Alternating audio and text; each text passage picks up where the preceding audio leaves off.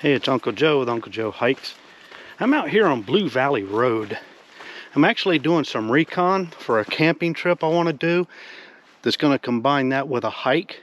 I'll probably expound on that more a little later. But yeah, this is a great little forest road. It runs back from Highway 28, just across the North Carolina line below Highlands, Georgia, back into the woods. At the end of this road is the end of another hike that I did, and I'll put the name of that hike down below. That was a snowy hike. That was the ghost hike, if you will.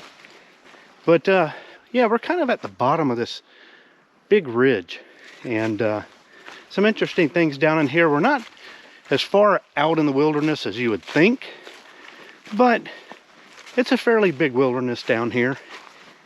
And right now what I'm doing is I'm hiking back to this Pickelsimer Falls. And so we're on the Pickelsimer Falls trail. So anyway, it's really just a double track. We're going to go back and see what this falls is like. Yeah, I ran into a little patch of ground cedar. This double track is kind of old enough that it's basically becoming a single track.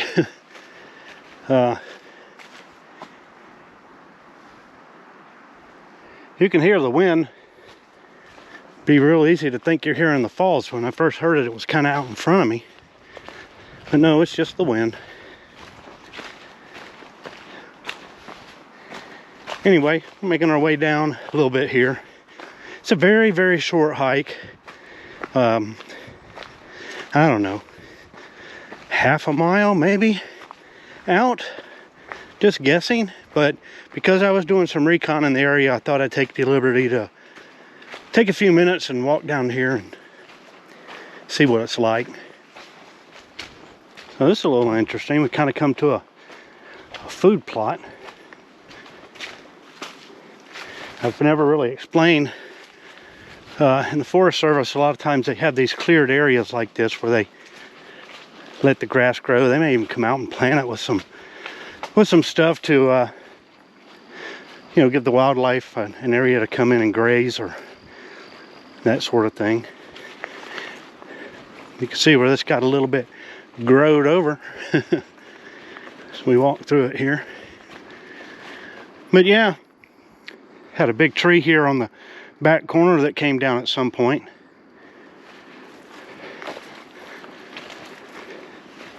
Despite there being very limited parking back there, this does seem to be beaten out pretty good as far as trail goes. Well, after that food plot, the trail really trims down to a single track.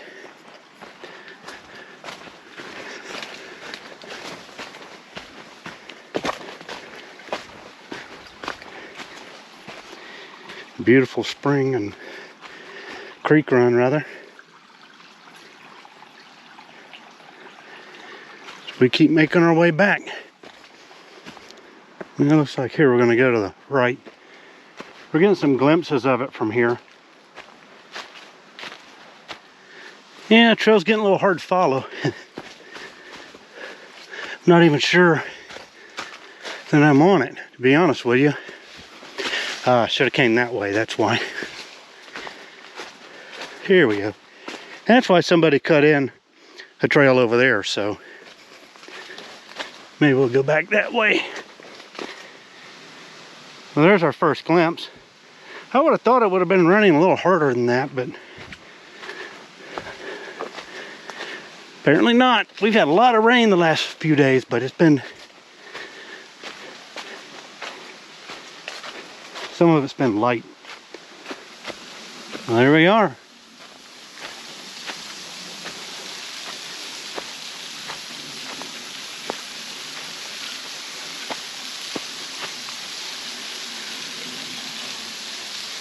Reminds me of the Indian Rockhouse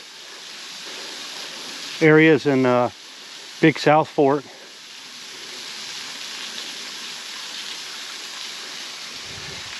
Slab runs from back here all the way over. Really cool.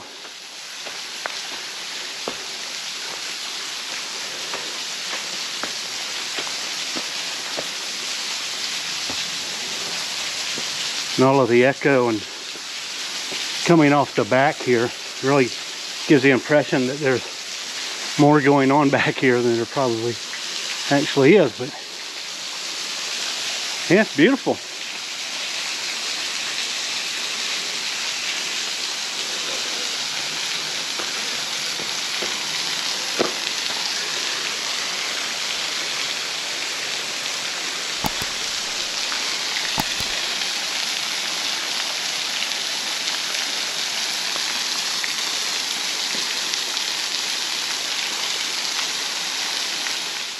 Yeah, so that's Pickelsimer Falls. I don't know why they call it Pickelsimer.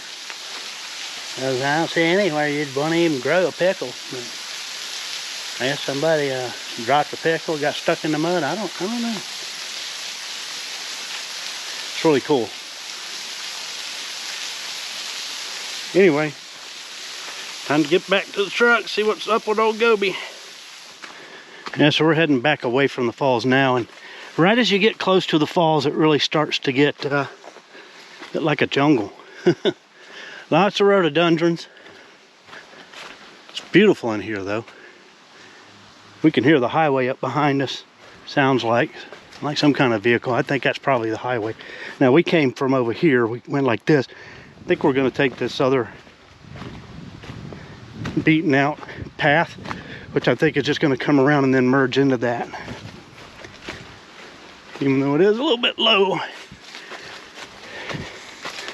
So you got a couple of options. It's going to cross this little foot creek. Yeah, it looks like they put some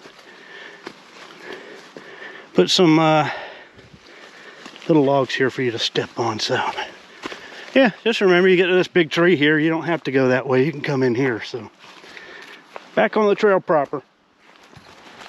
So I mentioned that behind the falls is kind of this big ridge, and that ridge runs from Dillard, I guess you call that Dillard Highway, through Scaly Mountain Community, and then on to Highlands. So that ridge, the highway comes up and then it drops out. If you've ever been to the Osage Overlook up there, that hike I mentioned earlier was out of that trailhead or overlook. You know that it just drops out below you. So that's kind of what we're in. We're in this area below that ridge. And you might also know that just before you get into Highlands, there's a turn off to a parking area to go to Glen Falls. Well, with any luck, I'm going to hike from down here up to Glen Falls when I do that camp. That's kind of like the quasi plan and why I'm down here reconning this area. Well, we're almost back to old Gobi. We can see it's trying to clear up. We got a little bit of sun today, which was nice. Out there in the distance, I think that's Osage Mountain. The Bartram Trail runs just below that ridge there. But we're trying to get back to old Blue Valley Road. There's old Gobi waiting patiently. Hopefully nobody broke in and got my jawbreakers. Might need some extra calories. So yeah, it's only about a half a mile. It's definitely more than a quarter. It might be a little over a half back there to it, but we're going to head on up to a little cluster of campsites. I think it's actually a little campground. It's at the base of this forest road that's going to take us up to the hike that I want to do when I do come back and do it. And that goes up to Glen Falls and then climbs that wall up to the top, and we'll get down here and do that. That's going to be quite a challenge. Glen Falls, of course, you could park at the top and, you know, do the zigzags down. There's several points to see the drop and the falls and all of that. But I think a better challenge would be to come down here and then hike up it, and why not do some camping too. So that's kind of the plan. I don't know when that's going to happen, but I did want to come down here, lay eyes on the area, even though I've been out to the end of this road, as I said before, hiked in from the other side, but never checked out this stretch down through here. So let's go take a look at the campground and campsites over here.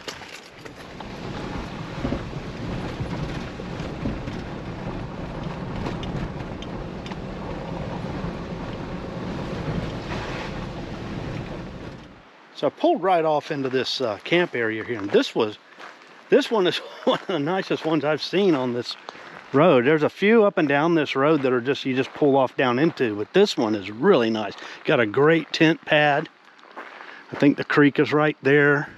Picnic table. This one is awesome. This might be the one right here when I do come back. So yeah, here we are at the lower trailhead of Glen Falls. This road comes off of Blue Valley.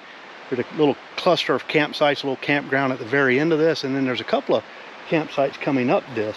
We'll probably camp at one of those at some point when I come back to do that camp and hike, and then just hike up this road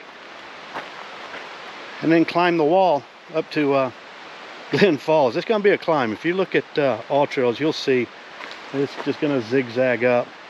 And then when we get up there, just to get some more mileage, because that's not going to be very far. It's going to be strenuous, but not far. We'll go on up to Chickapin Mountain and check out some overlooks up there, and then we'll come back down. And it won't be a really long hike. It's probably mileage is maybe 5 miles, 5.5 round trip, but I would bet we're going to end up with 6 miles or more of steps, just because, like I say, it's a wall. So we'll see how it goes when I come back. But yeah, let's go down here, head down Blue Valley, and we'll check out some campsites on our way out as well. Well, you can see some sites down there.